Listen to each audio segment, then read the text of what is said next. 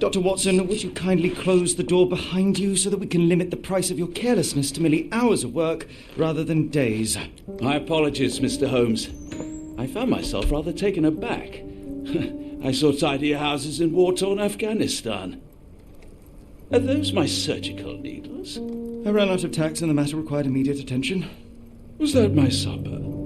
Plainly not, for I was the one who ate it. I set it aside for this evening. And for that I am grateful. Is that my bed?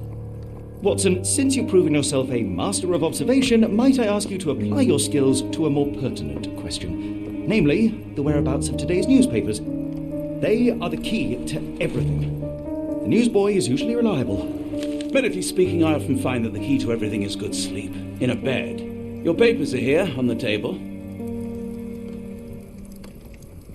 Let us see what the postman brought today.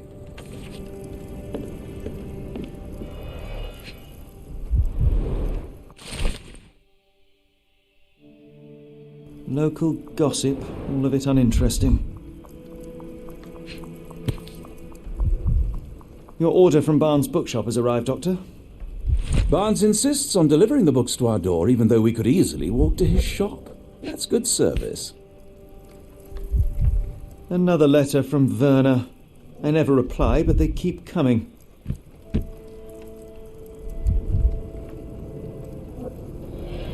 I don't see the Strand. Where is it? Pardon me? I am on the precipice of uncovering a pattern of crime across London spanning many months and involving many men. The missing paper cannot be a coincidence. That's preposterous. My dear fellow, life is infinitely stranger than anything which the mind of man can invent. Well, life used your newspaper to wipe its posterior, so after that unpleasant discovery this morning, I disposed of it. But in lieu of the Strand, perhaps I can deliver you something equally tantalizing. I have just returned from a patient of mine, Captain Stenwick, who... No, that will not do. Grab your coat, Dr. Watson. Let us hope nobody has collected the dustbin.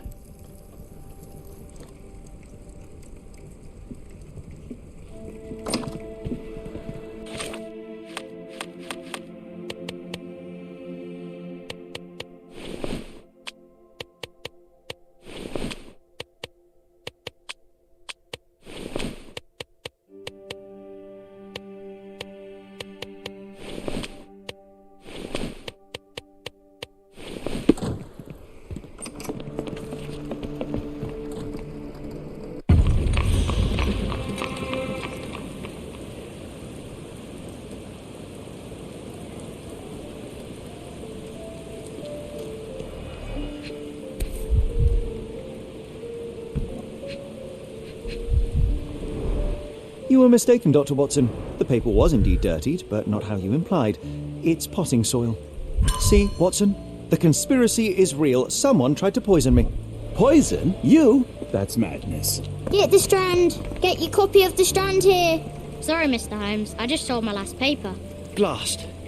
Then why are you still here? Boss pays by the hour. No sense in returning early. You're a bright child. I presume you see everything that goes on around here? Nothing gets past me, mister. Then tell me, did you notice anyone suspicious at my door this morning? Like the man with your newspaper? Precisely. What do you know? I know the value of a shilling. Dr. Watson? Sure, now I can take the day off. Did you see what he was up to? Nah, not really. I saw him approaching your house, but I had a customer. Then there's a loud bang. I ducked down. Not because I was scared, because I wasn't. I had to protect the merchandise. And all I could see was him kneeling at your door. Which way did he go? Not sure. I was distracted by customers. Sorry. Can you describe the man you saw? He was carrying a lot of books. Up to his chin they were. Never heard of a well-read assassin. Looks can deceive. Hence the appeal of disguises. All right, you earned your shilling. That'll be all. Thanks, Mr. Holmes. Maybe I could be your eyes and ears, if you have more shillings.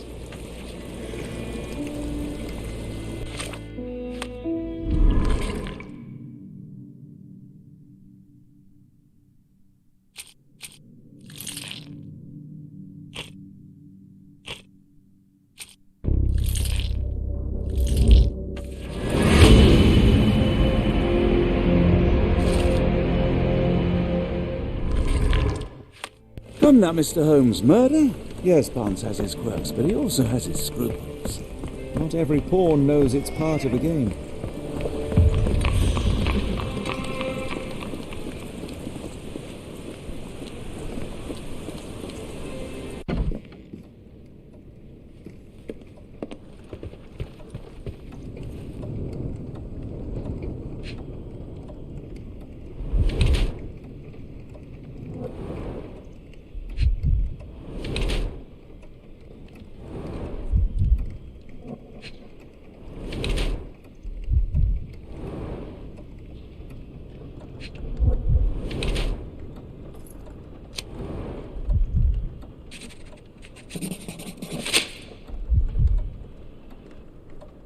Mr. Barnes, a word.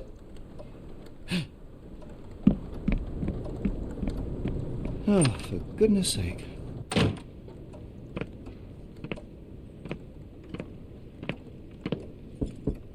Who goes there? Sherlock Holmes. Now will you please... Mr. Holmes. Golly, I did not see you come in. Would you care to answer some questions for me?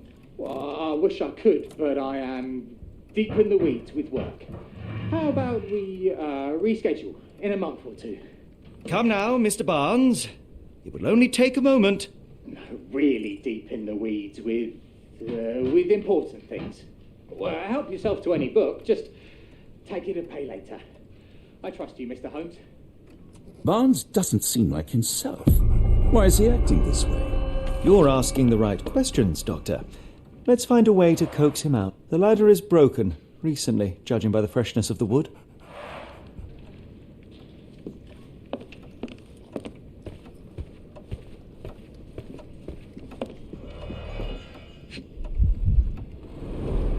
Basics of cryptoanalysis, cryptography in Egypt.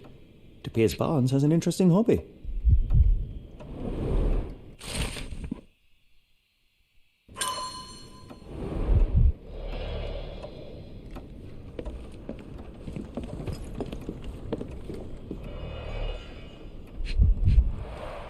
The finest view London has to offer.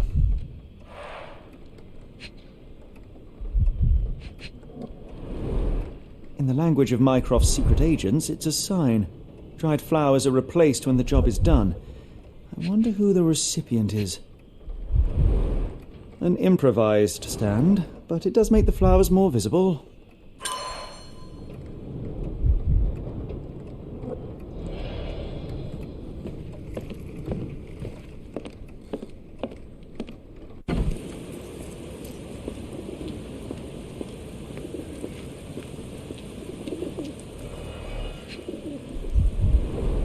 Encouraging people to stop and smell the roses?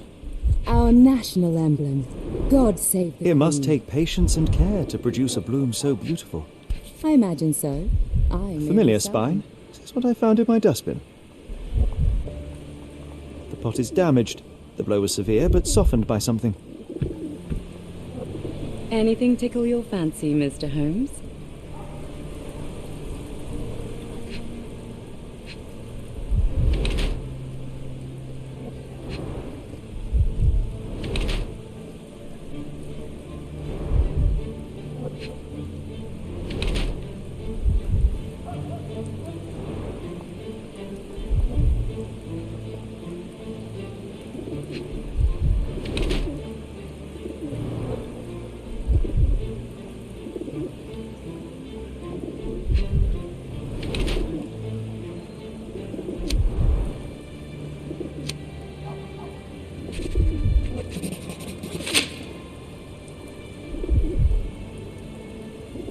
My condolences, Mrs. Flemming.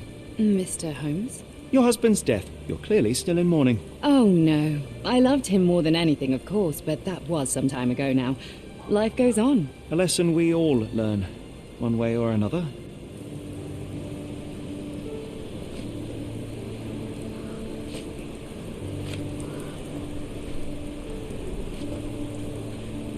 One of these things is not like the other. Come again? The cactus. Those fearsome spines can prove a devil to remove, and the sap is often toxic. And a rose thorn can give you tetanus, but we still grow them. The cactus seems comparatively harmless, though you have me thinking it must be valuable. I was under the impression that you knew its price already. Your guess is as good as mine. The first time I saw this cactus was when I came back from my break. What do you make of the flowers in Barnes' shop window? Well, they could use a bit of water. Do they mean anything to you? Mean anything how? I'm not sure I follow Mr. Holmes. Why do you think they're there? Are you suggesting the flowers are for me? It seems likely, does it not? Oh, I hope you're right. Are you familiar with Mr. Barnes? Yes. No, not really. Well, in a way. What on earth does that mean? I know who he is, of course, but we haven't shared much more than a look. A look? Yes. Each morning I go for a walk in the park with my dog, and most days I spot Mr. Barnes there with his new puppy, so we see each other. Actually, we once met briefly while our dogs played. He was quiet and seemed unsteady as he approached, but since then, we've never spoken. I often see him staring through the shop window. Sometimes I wonder what he thinks about that would etch such longing onto his face.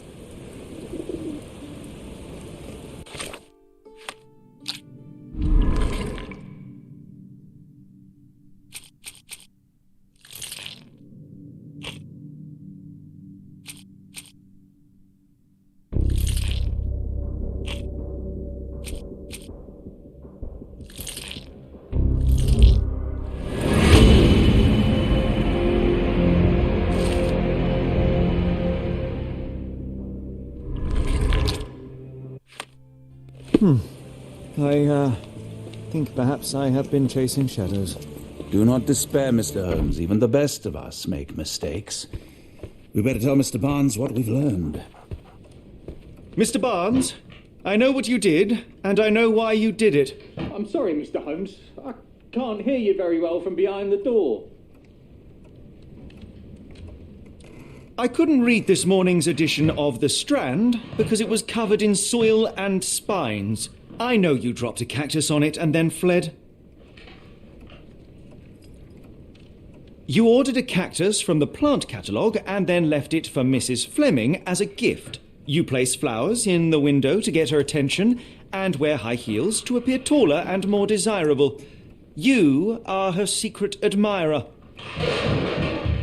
Barnes, it's Dr. Watson. Rest assured we are not interested in disclosing your personal affairs to anyone, including Mrs. Flemming. Please come out. All right, then.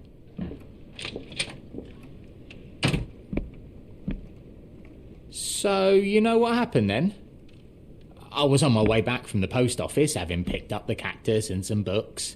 It was quite an awkward package, heavy too, and when I got to your door, I dropped the cactus and your paper.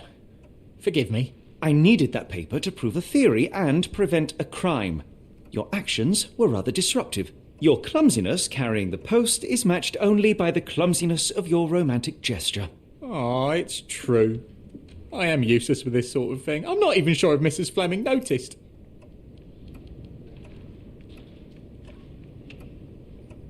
As in most things in life, truth is the answer.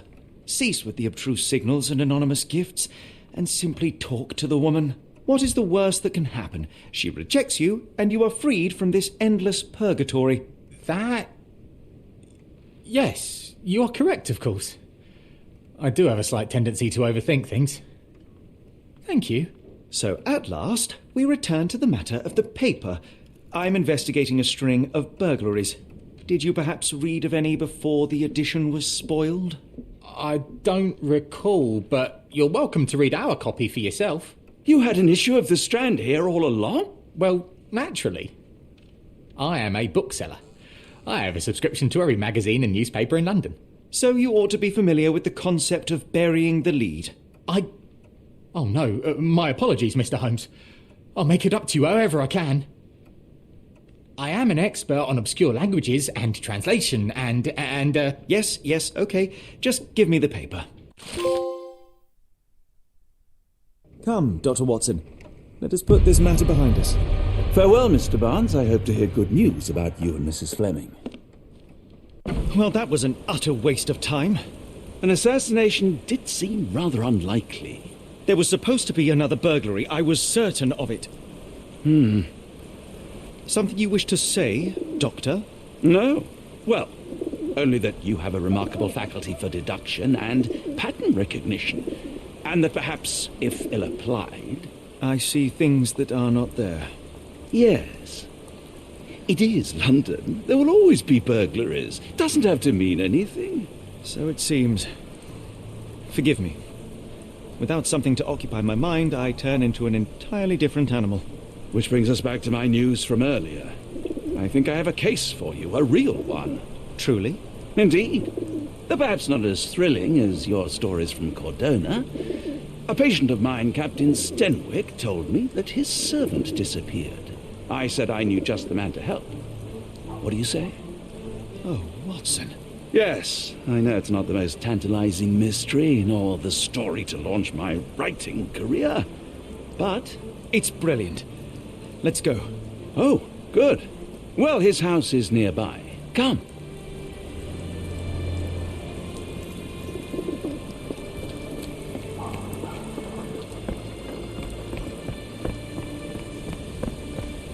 Not much further now.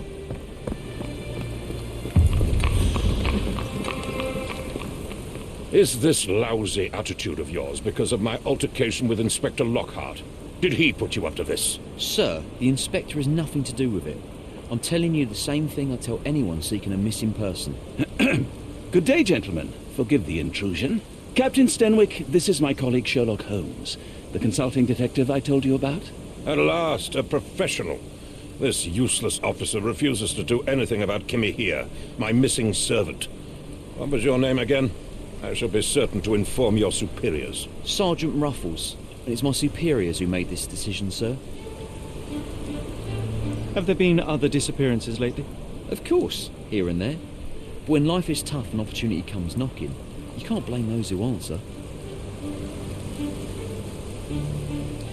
Why has the police department decided not to help? We investigate murders, thefts, fraud, arson, real crimes. A servant walking away from his master is not our highest priority. That said, if we find Kimahia breaking the law, we'll be sure to notify Captain Stenwick. Now, I must be off.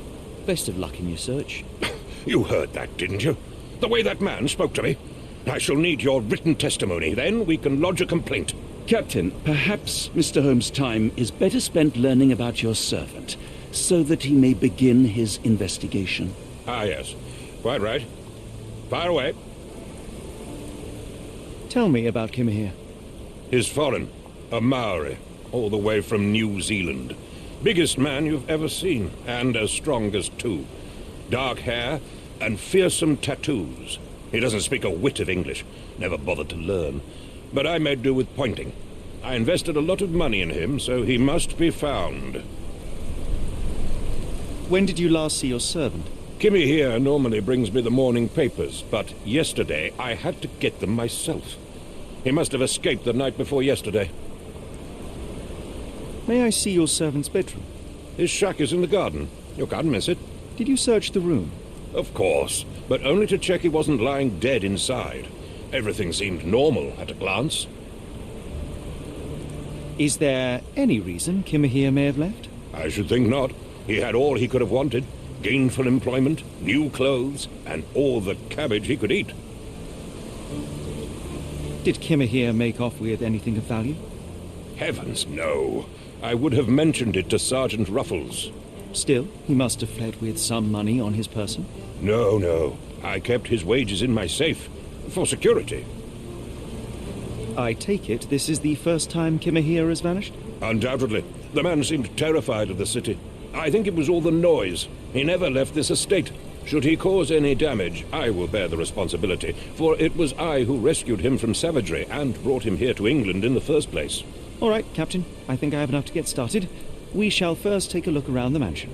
Go ahead. I'll be here, mentally drafting my complaint.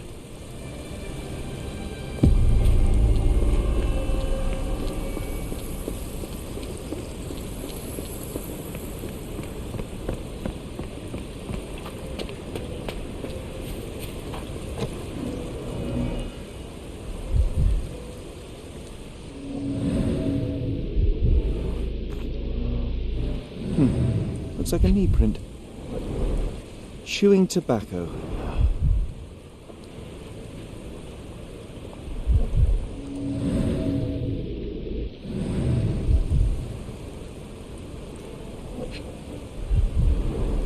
A shoe print, roughly size 11, with a worn-out sole. These are a workman's boots. Someone knelt here.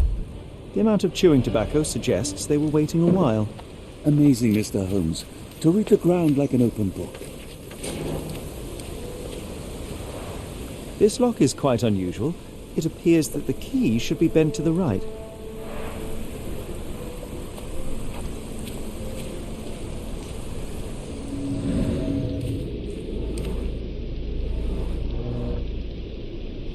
What could have left these tracks? They seem fresh.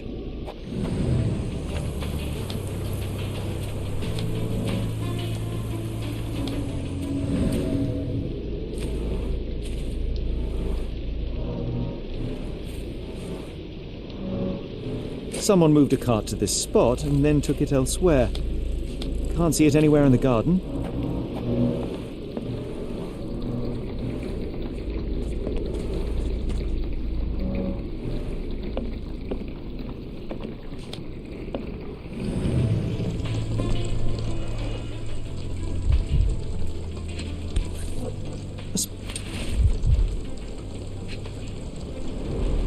Impressive. The sack of grain retained the shape of an impact. Someone hit their head here.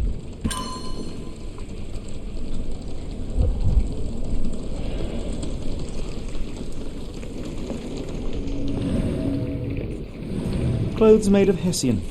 Is Stenwick really so miserly? A Maori nose flute. Ngurus, they're called.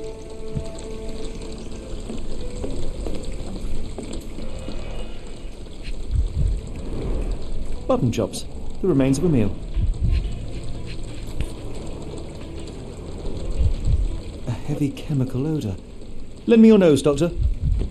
Ah, I'll never forget that smell after my time in Afghanistan. That's an opioid, Mr. Holmes. The ashes are long since cold.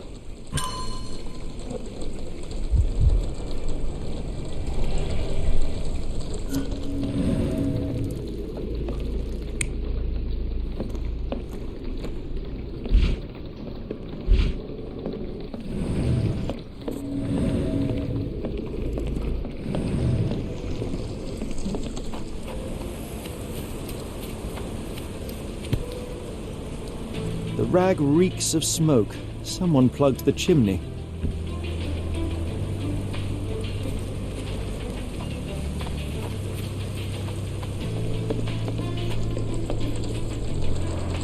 Is this a taniwha, a Maori water spirit, or something else?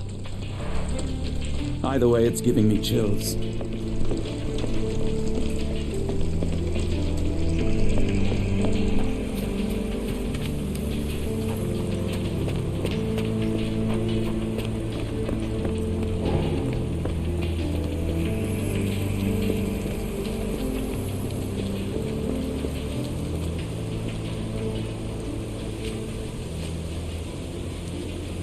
I came across a pile of Hessian clothes in the shack.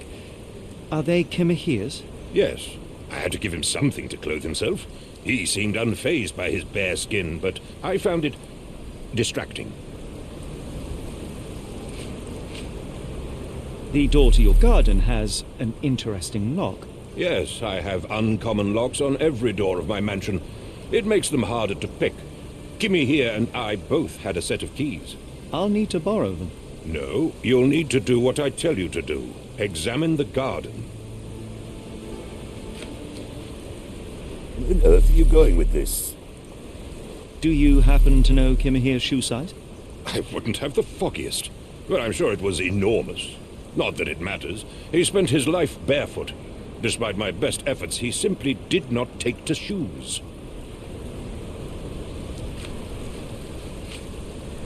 Has Kimahir ever indulged in tobacco? No, the man doesn't even drink. Are you certain? I found chewing tobacco in the garden. I controlled Kimahir's expenses since he struggled with the currency. I would have known if he used tobacco.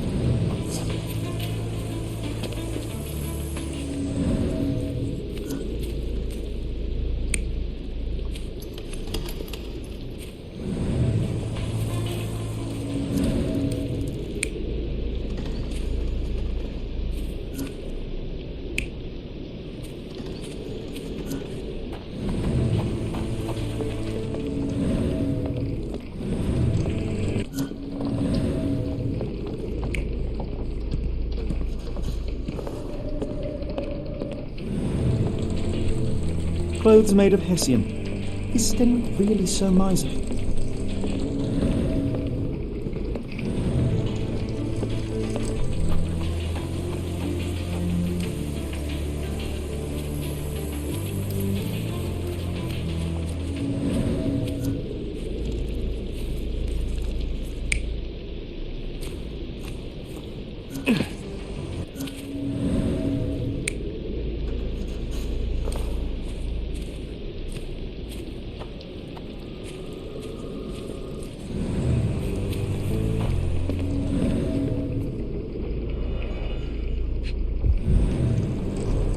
A scrap of Hessian.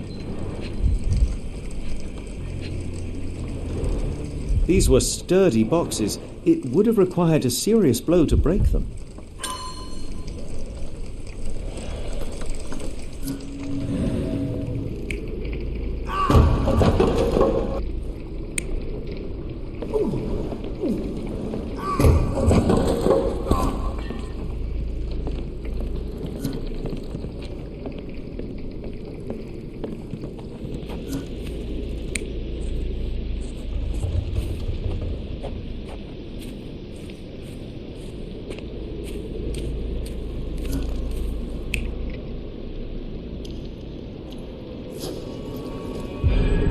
Surveilling from afar, the intruder waited for a window of opportunity. When Kimahir went to sleep, the man crept up to the shack and slipped narcotics down the chimney pipe, then blocked it with a cloth. Kimahir inhaled the sedative and fell into a deep sleep. The intruder tried to move him, but the man was heavier than expected.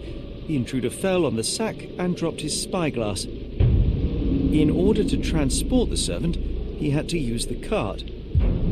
The final challenge was opening the garden door. Luckily for our intruder, Kimahir had the key in his shack. Remarkable. It makes total sense.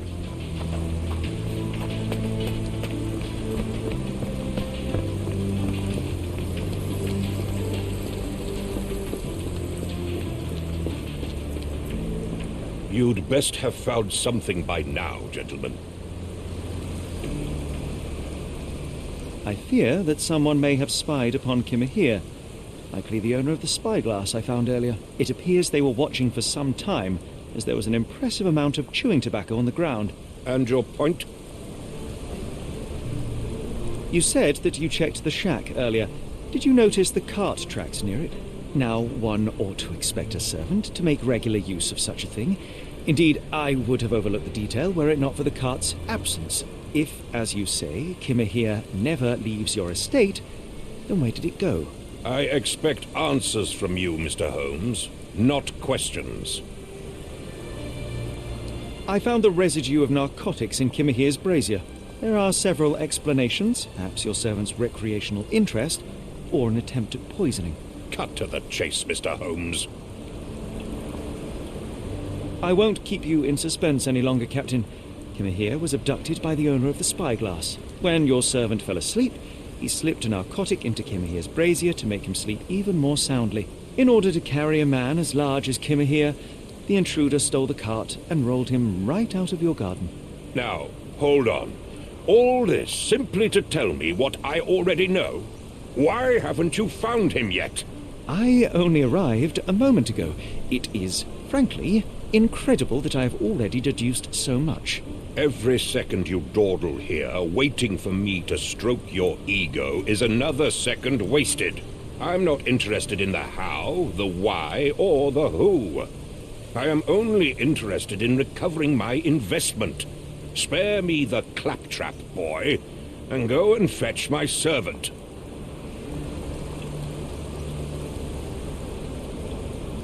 Truly, there is no better evidence of a man's nature than the way he treats those who help him. And you, sir, are a brute. The cruelty of your ignorance about the Maori people, your selfish attitude to a man's kidnapping. The point is, Captain, we're telling you this for a reason. The intruder fled through the garden door, and we need a key to follow his trail. Well, then you should have led with that. Here you go. I hope you'll return soon with good news. And in the meantime, please teach your companion the art of brevity.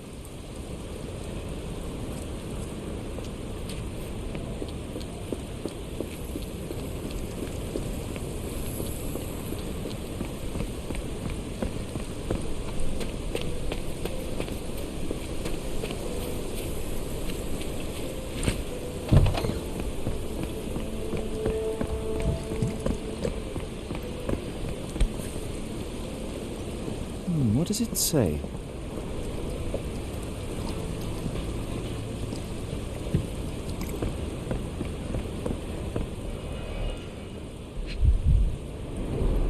Sturdy rope, professionally tied in a Portuguese bowline. This knot is often used by sailors to create a bosun's chair.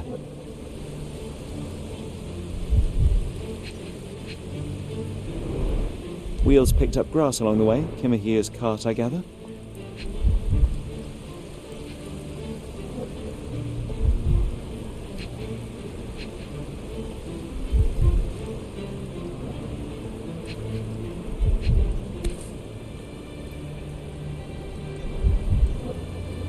Roy Soulsby. Could that be the name of our man? A strange substance. I have my suspicions based on the colour and consistency, but would you care to hazard a guess, Doctor? Well, it's odorless, but from the way it absorbs water, I'd say saltpeter. Then we're in agreement. Well done.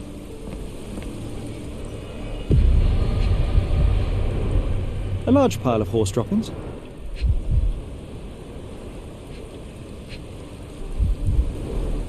Many cigarette butts. Someone stood here for hours. There was a cab waiting here. Our abductor slipped in and then off into the night.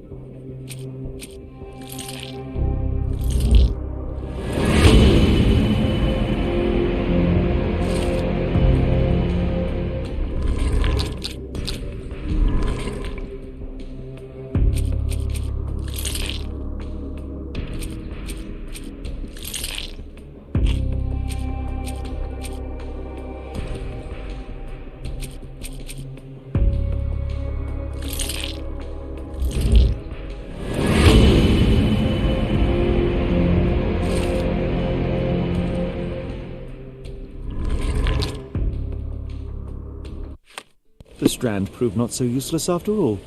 The saltpeter accident. Doctor, do you recall? The Port of London, of course. The footwear, the spyglass. Indeed. We shall need to take a cab there. Where to, Gav? The Port of London, please. I will show you where to